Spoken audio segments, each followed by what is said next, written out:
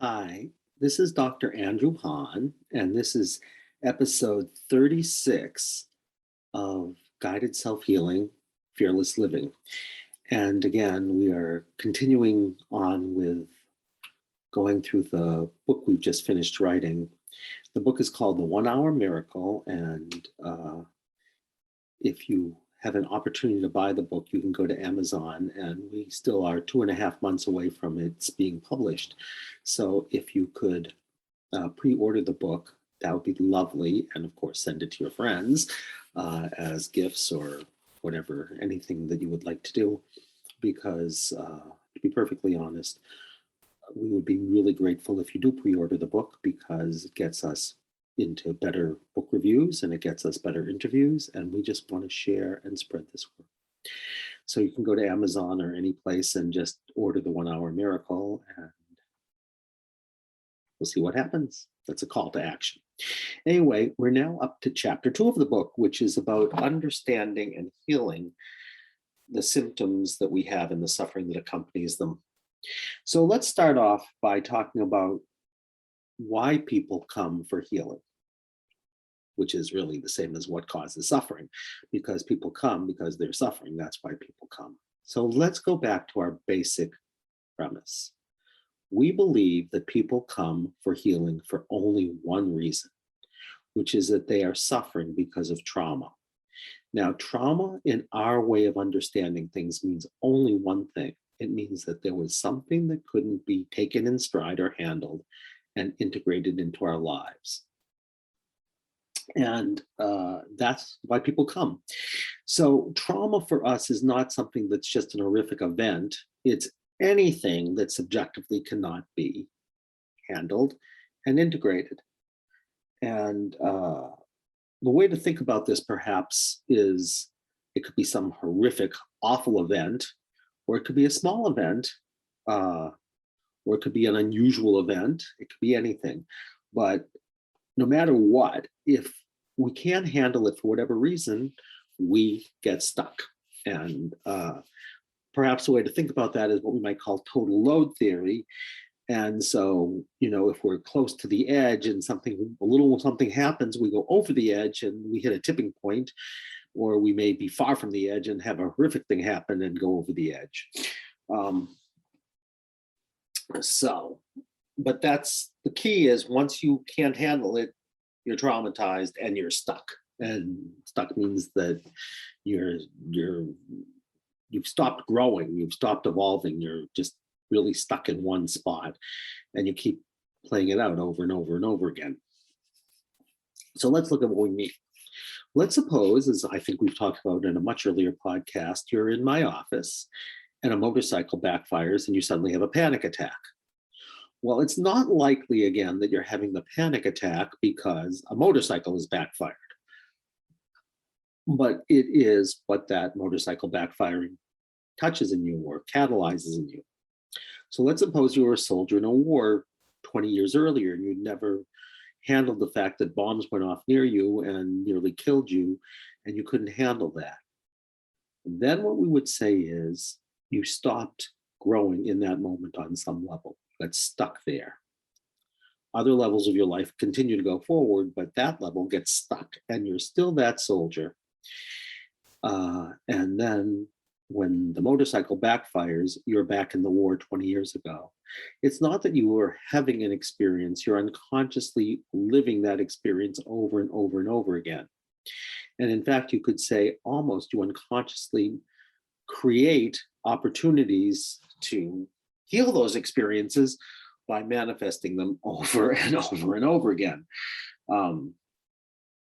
So the suffering that brings you to therapy, right, which in this case we could say is this reaction to loud sounds, in fact is an invitation to remembering that which has been dismembered, because really that younger you has taken on a life of its own. It's no longer an aspect of your own being. It's been dismembered. That younger you has been dismembered and is living a life of their own. And when the motorcycle backfires, they take over and they're here and you're no longer here. And in fact, you're not living in the present moment. You're still living 20 years ago, right?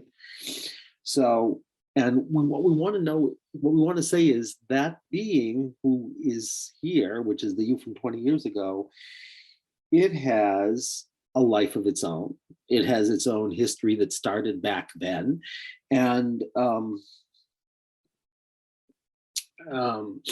and the symptom that you're having, of course, is an invitation or a clue to remembering the very thing that couldn't be handled.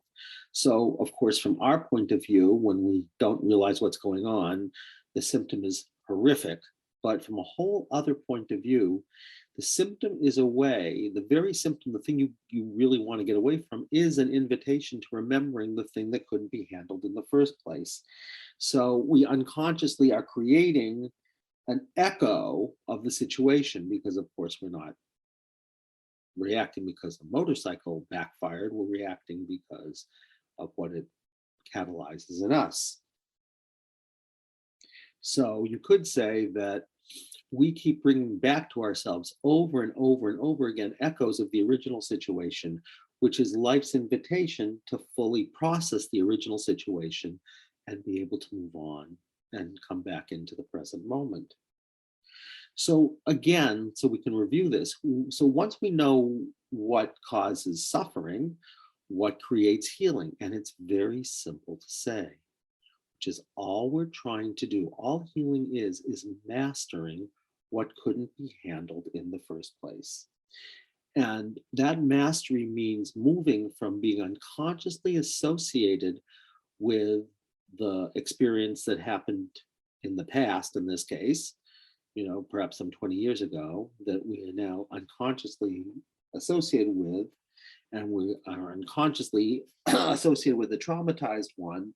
And what we want to move is being consciously choosing to become that traumatized one, right? Consciously choosing to become them while holding them. So it's like we want to choose to become the one who is traumatized. And as soon as we do that, we no longer unconsciously identify with them. We identify with the one who's choosing to be them, who is then bearing witness to them and holding them with an open hand and with acceptance. And as soon as we do that, we are free because we no longer are stuck in that moment where something couldn't be handled, saying, I'm now re-experiencing the original situation, but this time I'm doing it with perspective. And so really the metaphor that works for me about this is, instead of being the character in a play or a movie or a novel, it's like suddenly we have become the actor who is choosing to become that character and fully enrolling themselves. But even when they're fully immersed in the role, they haven't forgotten that they were an actor who chose to become the role. And when they finish doing that, they go back to remembering who they truly are, which is the actor who has chosen to experience the role. And that is called freedom, right? Because what happens then is we bear witness and we accept the traumatized one. And when that happens, they become reintegrated. We remember that which has been dismembered. And we know that because we no longer will have the same reactivity. And from my point of view, just to say this again, it doesn't matter whether when we choose to become them, we're kinesthetic, at which point it's like we're a character in a play. So of course, then we would be on the floor, remembering them. But this time we're choosing in a funny way to be on the floor as opposed to unconsciously being on the floor. So it's like we're acting them out fully, but we're not being re-traumatized because we've chosen to be them. Or we will see them like we're watching a movie, and we'll be very immersed in the movie because we'll identify with the character we're seeing, right? And all of what they're experiencing, right? But we will not be them. Or it's like we're reading a novel and we're fully immersed in that novel, and there's this character in the novel, and we know what they're experiencing, we know what they're feeling, we know what they're experiencing, we know what they're imagining, we know everything, but we're not them. We're just immersed in the novel. That's the key. So how do we do this? And again, here's the key in life, because from my point of view, the physics and the metaphysics are the same. Who we fundamentally are is energy. And when we can just be with everything, we stay in our pure form, which is energy, right? Which is the speed of light squared. That's what we vibrate at when we're in our pure form in this dimension. But when there's something that we can't handle, energy slows down dramatically, right? E equals mc squared. So it slows down by the speed of light squared and becomes matter. And then we identify with it, just like I think I'm Andy. Well, I'm not Andy, and then I'm matter. And if I'm matter, I'm, living at the power of one. But really who I am is an energetic that we can call Andying. And it's the same thing in our bodies. So when there's something we can't handle, in that moment, a dense energy is born.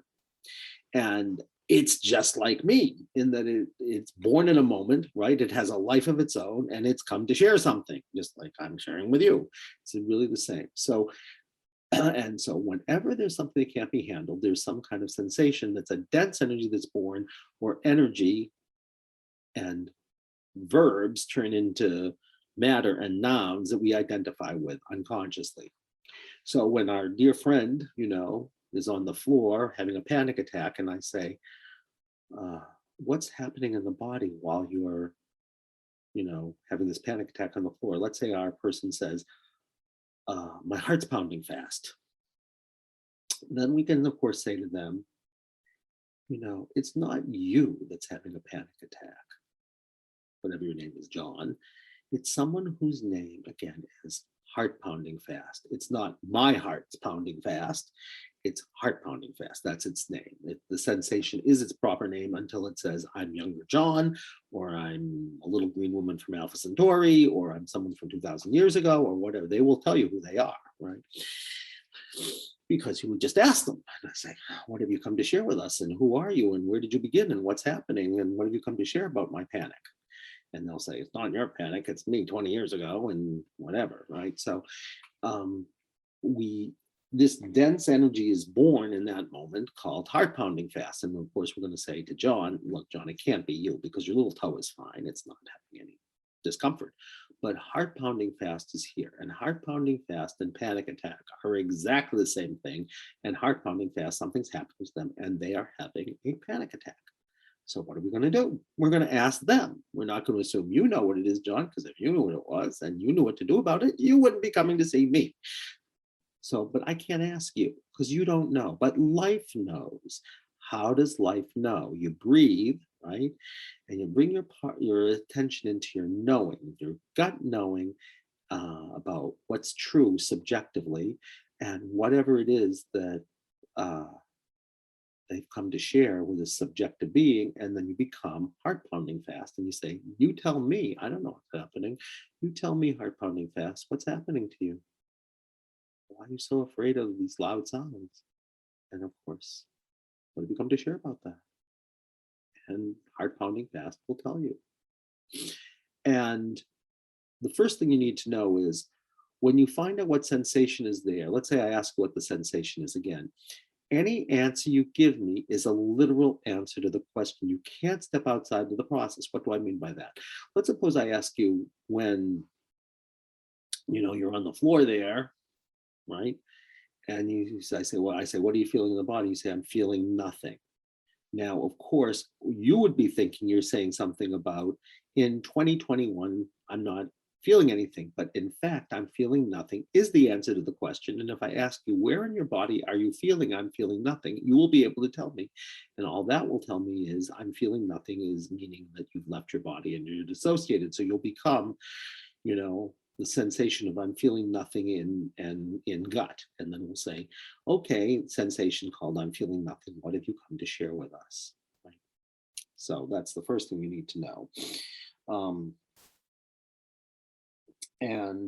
So every discomfort, like I said, you were going to literally answer when we ask you what the discomfort's coming to share, and you say I feel nothing. Well, then you say, well, fine, I feel nothing in the body, and you'll say I feel nothing. What have you come to share? And I feel nothing, of course. Well, then tell us what it's come to share. So the key is you can't step outside of the process. You can't comment on it, right? And that's why most therapists think there's something called resistance. They'd say, well, this person is not letting themselves feel anything and they're resisting the process. I would say, no, they're just remembering. There is no such thing as a resistance. There is only remembering. And you can't step outside the process to comment on it because you're not even here in the first place. Someone else is here whose name is I'm feeling nothing or heart pounding fast or whatever they are. So there's no such thing as resistance. And of course, there's no such thing as regression, right? We're not bringing you back to what happened 20 years ago or 2000 years ago. Whoever that is, they're here right now. So the key is remembering has nothing, zero to do with time because everything is here in the present moment. So of course, then we do not have to titrate the work or we don't have to prepare you or resource you so you're going to go back into something horrific because all you're doing is choosing to be with someone who is here and saying, I'm here with you. Of course, I'm holding you. Of course, I'm bearing witness to what happened to you. And you get to share your story, and I will be here with you. So you can't be re traumatized because you're not identifying with the one who's in the story. You're identifying with the one who's choosing to be with the one who's in the story and then saying, I'm here with you. I accept you. All I want you to do is just share with me whatever you've come to share with me. And of course, whatever they share with you is the story, right? So if they say, I'm the person then says they're reporting to say, I see nothing, right? They may think they're saying, well, in the current moment, I'm not seeing anything, so I can't do the process. But in fact, they're in a story where they're not seeing anything. Why? Maybe they were blinded by these bombs going off, or maybe it's nighttime or whatever it is. So when they say I'm seeing nothing, most therapists say, well, I don't know what to do. They said I wasn't seeing anything. The answer is you say, yes, that's right. You're not seeing anything. And right. And you just keep doing it because everything is literal and everything is part of the process. And if you know that, then you will automatically do greater healing work than if you ever talk about something. Because the work is to say, I'm not going to talk about the experience. I'm going to have the immediacy of the experience while not identifying with the experience, but identifying with the one who says, I'm just here bearing witness to you and holding you with love and acceptance, compassion, and understanding. And I'm fully here engaged with you. That's the whole point. That's everything. And you can do it with yourself, right? If you want to do your own work when you're suffering about something, whatever it is, you're anxious. You say, what do you feel in the body? What am I feeling in the body when I'm feeling anxious or depressed? Or, I have chronic fatigue or whatever it is, it doesn't matter. If you're suffering about it, it just means that you can't say yes, right? You have judgment or you're reactive. As opposed to, I just needed to rest or whatever it is, right? As soon as you can't do that, you're stuck. So you say, all right, I'm going to just be here with you. And the second you do that, you're free. So you can activate the sensation just by focusing on whatever's going on. And if you have chronic pain and no one knows why you have chronic pain, it's usually simply because it's not because someone hit you in the back, right? Yesterday. And so, of course, you have a physical problem, at which point you should be going to a doctor. You're just energetically remembering something. And the best way for life to show you it is to give you back pain. And it's just you're remembering something where someone stabbed you in the back or whatever the heck it is. And when you bring all your attention there, back pain will share with you what it's come to share with you that you weren't aware of. So it stays there. It says, look, I'm not going to go away until you listen to me. So the invitation is before you take a pill and say, oh, I hate back pain, say, oh, back pain, it's taken an awful lot of energy for you to show up. And you're trying to share something with me. And like, instead of shutting you up or hating you or trying to get rid of you, I will actually listen to you. It's a radical concept. But nonetheless, life is always there. And if you just say, of course, I'm going to breathe and fully be present with you and viscerally know what it is you're coming to share with me by asking you and then just opening to whatever you come to share, worlds open up, right? So we can activate sensations by focusing on what we're suffering about. But if we're already in physical pain and we don't know why, right? Then we just say, okay, back pain, what have you come to share? Or headache, what have you come to share? Oh my God, we're not going to take any kind of aspirin for headache. For a second, we're going to just say, what have you come to share? And worlds will open to you. And if you get anything from all these podcasts, all I want to invite you to get is when there's something that feels uncomfortable, instead of hating it or denying it or trying to get rid of it, before you take the pill, then you can take the pill. But before you take the pill, for 1 second, say, headache, what have you come to share with me? Like you're a friend or a mentor or a wisdom being or someone who like really, really has been trying to get my attention, right? And you know, even if it's a physical trauma, that's a useful thing. But of course, if it's a physical trauma, you should go to the doctor, because even if you're remembering something, if someone hit you in the back, even if that's a reenactment, which I'm going to tell you about in a second, it's still helpful to go to the doctor, obviously, right?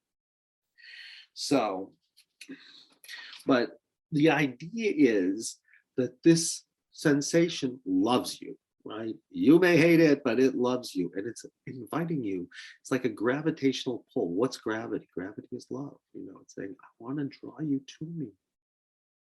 I want us to relate with each other. Now, of course, not all sensations are trauma. So let's suppose you're trying to ride a bicycle for the first time, right? Well, that just may be your anxiety because you've never done it before. And the way to know whether it's a trauma or not is just to bring all your attention to your gut. If I gave you one other thing I want you to do is, don't assume your head knows the answer to the question, because your head doesn't know anything about what's true for you and it doesn't know anything about what you want. It is here in service. It is a servant. It's a king, but it's a serving king. It's not a I don't know what's going on king, because it doesn't know language, but it doesn't. The part of you that knows the truth about something is your gut, right? So you bring your attention down to your gut when you're feeling anxious about riding the bicycle and you say, okay, here's the story. Anxiety sensation. What have you come to share about riding this bicycle? And one of a few things will happen. It will just say, it's okay, feel the fear and do it anyway, right? Or it will say, maybe someone's pushing you and it will say, here's what's true for you. Your father is pushing you to ride the bicycle before you're ready. So you have to tell them no, because it's not what's true for you. And if you do what your father is telling you right now and it's not, you're not ready, you'll be denying your own truth and what you truly desire. So you have to speak your truth if you can. And of course, if your father's going to pulverize you, then you have a different problem. Then you're going to have to protect yourself in some way, at which point you'll probably get sick and you can't ride the bicycle. And the sickness will be a protector for you. You say, I can't ride the bike there because I have a tummy ache. And of course, tummy ache will not be the problem. It'll be the way you're protecting yourself from having to get on that bicycle and crashing before you're ready. Or of course, you might be in a past life where you were riding on a bicycle and you fell and got killed in 1932, and so you're remembering it, and life is trying to remember a horrific death, and so it's making you feel anxious. And if you ask the sensation, what have you come to share? Are you something in the here and now? Like your anxiety is like saying, I'm trying to share something with you right in the here and now. It's okay. You can feel this anxiety and go forward. Or you have to speak up and say, it's not right for me to do this right now. I'm not ready. Or it might be saying you're just reliving something. And if you could be with this horrific death that happened, 100 years ago while you're riding a bicycle, then you could really ride the bicycle and be free. You'd have evolved, so. Really all we're trying to do is move from reactivity to acceptance. And that's true with every body sensation, so like, and if you listen carefully, it will tell you. Sometimes your body will be angry at you because, it doesn't like the way you're treating it, at which point it will tell you that. And sometimes, it's come to share something about the here and now, and sometimes it's come to share something where you're stuck at some other time, and it will tell you if you ask, right? So when we do this, when we accept what's going on as opposed to reactive, we're judgmental, you know, or we're feeling, depression and anxiety or whatever it is, whenever we move from that to acceptance, what happens is one of two things. Either the symptom that we're suffering about goes away, or our relationship to it changes to such degree that we no longer are reactive. And when you're not reactive, you don't have a problem. You might have pain, but you won't be suffering about it. You won't have pain about the pain. But let's suppose you're dying, right? And you can't accept it, then you'll curse God and say, "Why have you done this to me?" Right? I need to know, why have you done this to me? Or you'll compare yourself to everybody else, right? You'll compare yourself, or you'll be judgmental and righteously indignant, or whatever it is, or like saying, "I don't accept this situation." But when you really are with your anxiety about dying, and you feel the sensation and ask it, then you come into a place of acceptance and compassion and courage and grace. And you say, "I don't like that I'm dying, but I'm not reactive to the fact that I'm dying. And I can hold it with an open hand. And even if I'm sad about the loss, that's very different from I can't handle it." So we're trying to get to a place where we can say yes to all of life, including the changes that will naturally happen if we don't get in the way because of our reactivity and judgmentalism, right? So, and then, the world changes, because as soon as you can accept it, either, like you said, the sensation will go away, and either the symptom will go away or your relationship to it will change to such a degree that it won't be a problem anymore. And you'll move at that point from being someone who is distant from life to someone who's experiencing the immediacy of it. And when you do that, matter turns into energy, particles turns into waves. So the two-slit experiment, if you know that in physics, and you say, well, how is it that a particle and a wave could be the same thing? And the answer is, it's not that it's changing, it's our relationship to it is changing. When we have to observe it and we can't say, "I'm here with you," it becomes matter. When we can fully, fully, fully engage it, it stays in its pure form, which is a verb, a wave, an energy. And it's the same thing with us. When we can fully accept the particle called sick to stomach, right? It moves into its pure form, and the sensation just goes away. You'll know something's different. And when we do that with everything, we move into our pure form, and we may look like we're matter that we identify with, but we're no longer that anymore. We're no longer identifying and saying, "I am Andy," or "I am my body," or "I am whatever." We'll just say, "I'm Andy," or "I'm bodying." They're just experiences that I'm experiencing. It's all verbs. There's no nouns. And when we go from verbs to nouns, life is interesting, because instead of going through an entrance, life becomes entrancing. You can't point to entrancing, but you can point to an entrance. You go through the entrance from matter to spirit into soul, and the world becomes magical again, not just mundane of the world. There's nothing wrong with mundane as long as we just don't identify with it. Well, I'm just experiencing mundane. I'm experiencing the world, but it's not who I am. So my life isn't mundane, but I'm experiencing something that's mundane, which is fine, right? So we move from matter to enchanting, and we move to a place of compassion and appreciation of all perspectives. We go from egocentricity and our own suffering to much broader perspectives, even if we can't fully understand them yet. We know there's something much larger that we're a part of. And when we do that, worlds open for us. And we're no longer stuck. And of course, we've told you the story, the first story in the book about a woman who came in because she had chronic back pain. And she told us it was because of an accident that she had had 7 years ago. We found out through our muscle testing that no one could understand why she was still feeling so much pain after that accident when she got knocked over by a wave, right? Knocked over by a wave when she was trying to, race out and save children who were swimming.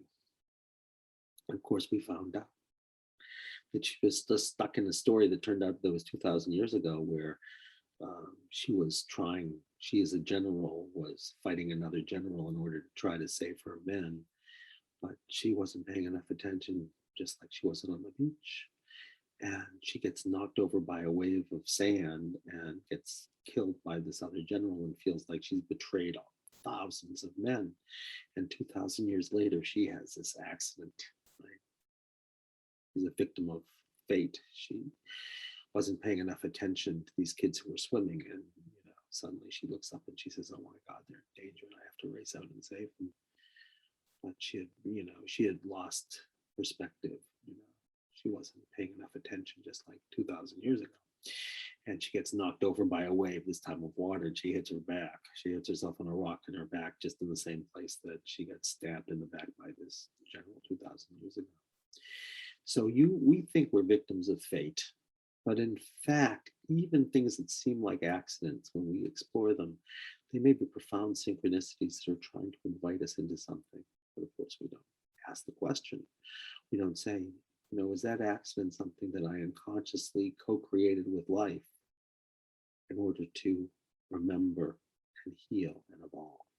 But of course, when she did remember and heal and evolve, magically, her back pain went away that she had been with for 7 years, and nothing had touched, including experts and everything, because they were looking at it energetically and saying, "Oh my God, the story of a general who had been killed after betraying his men 2,000 years ago." And so life helps us create echoes. And when we listen to life with a third ear, like you're always trying to share something with me, if I would only listen, worlds open up to us.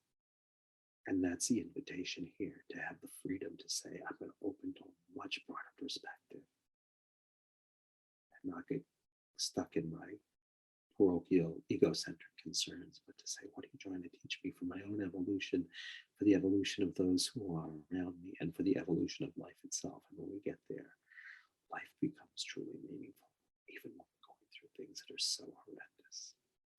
And at these times when so much is so horrendous, and we have to really, really, really honor the human experience of such destruction, if we could just step back at the same time and say, what are we trying to learn here? That life is giving us an opportunity. Maybe we could both be holding our pain with grace, but also the opportunity for evolution with grace. So again, this has been wonderful sharing this time with you. Truly wonderful. And again, you can reach me at ahan@lifecenteredtherapy.com. I so appreciate your reflections, your questions, even if you think I'm crazy. I love skeptics. And of course, if you ever want to do a session with me on the podcast, just ask and I will say yes, and we can explore worlds together. But no matter what, it's been wonderful exploring worlds together today with you. And until we meet again, I wish you well, and I wish you what will soon be for all of us a happy new year. At least that's where I am right now. You may be listening to this, who knows when. Be well. Goodbye.